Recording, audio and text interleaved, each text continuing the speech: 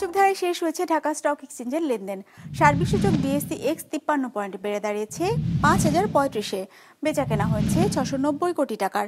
লেনদেনে অংশ নেওয়া প্রতিষ্ঠানগুলোর মধ্যে দর বেড়েছে 273টির, কমেছে 78টির আর অপরিবর্তিত আছে 46টির দর।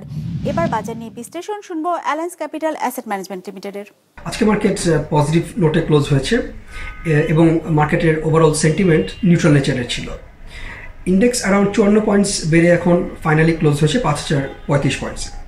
পাশাপাশি মার্কেটের টার্নওভার ছিল প্রায় আজকে 700 কোটি টাকার মতো, যেটা লাস্ট কাপল অফ উইকসের তুলনায় একটি সিগনিফিক্যান্ট ইম্প্রুভমেন্ট বলে আমরা মনে করছি।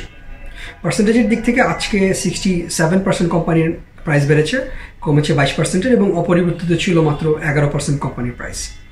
সেক্টরের দিক থেকে আজকে ব্যাংকিং সেক্টরে সবচেয়ে বেশি লেনদেন হয়েছে, ফলোড বাই ফার্মাসিউটিক্যালস এবং ইঞ্জিনিয়ারিং সেক্টর।